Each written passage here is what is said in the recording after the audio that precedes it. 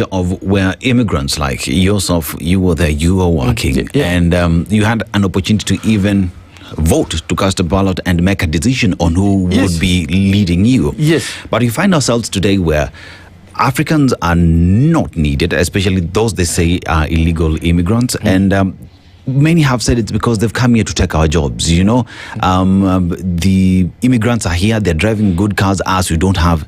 Is there any credence or truth in that? Or is there hidden messaging that the world is not being told? You know, if you look at Kenya, which was modeled along the same policies as South Africa, there were certain colonies that were, defined by the British as white man's countries. Yes. And these white man's countries were South Africa, Zimbabwe, and Kenya. These were white man's country. If you read Dramea's records and you read colonial scholars, white man's countries.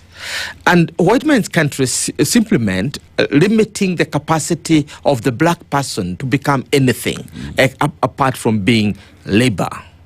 And only allowing a very few to acquire certain skills, not for their benefit, but the benefit of the white economy. And therefore, when you look at the nature of schooling, I mean, can you imagine our first president was trained as a mason, a builder, that's all, and a carpenter, that's all, until he resisted basically and gave himself a different occupation. Many people were trained as, as nurses, and so on. So the thrust of the apartheid system, or this so-called white man's countries, was to ensure that there does not arise skilled people who can be economically independent and stand on their feet. Now, that is the legacy of apartheid in South Africa. And now, viewed against the development of other African countries, because South Africa becomes independent after 1994, and even then, unfortunately, the leadership of the period, this was my main criticism of Thabo Mbeki and Nelson Mandela's countries, they did not prioritize what makes a person. They prioritized the body, not the brain. And they prioritized, when they moved to the brain, they didn't want to go to the brain, they went straight to the soul. So it's the clergy who are important. They did not prioritize education the way, Robert Mugabe did in Zimbabwe, or the way Jomo Kenyatta did in Kenya. Because these are the three leaders, Mandela, Kenyatta, and Robert Mugabe. These are three leaders. Mugabe was the most accomplished of all of them, because he saw the liberation of his people in education, not in acquisition of land first. And therefore, when they came to acquiring land, Zimbabweans had moved far and wide into Zambia. Some were here, others were in South Africa, so they advanced. The same came with Samora Machel in Mozambique. And remember, Mozambique, Angola, and other Portuguese colonies were governed with the same principle of just producing a white man's country with the whites as the kitchen, in the kitchen or in the farm. They were not in the industry, they were not to be in the economy. And therefore, Samora Machel also moved now to re-educate himself. Remember, he himself, he was trained as a nurse. Yes. He was simply a nurse. So you have a president who is not trained in leadership skills. That whatever he had, he trained himself. And he went ahead now to train his people to become everything for his country.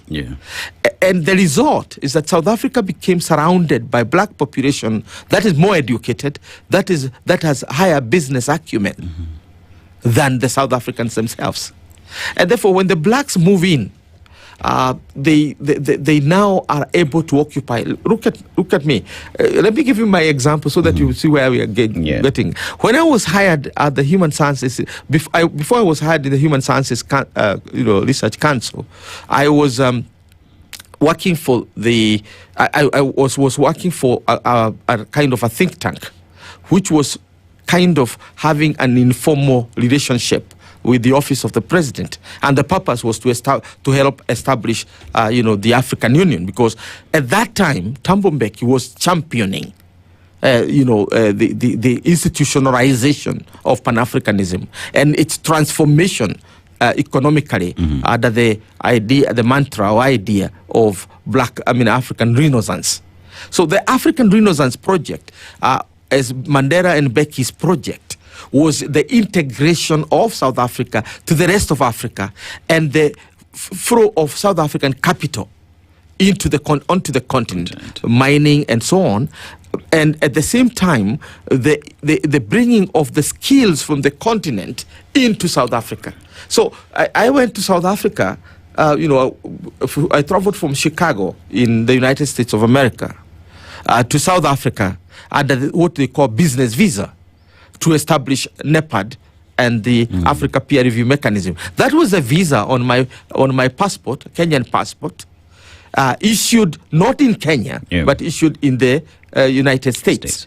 Chicago. So I landed in Johannesburg as a business expert with a business visa to establish NEPAD, to help establish NEPAD.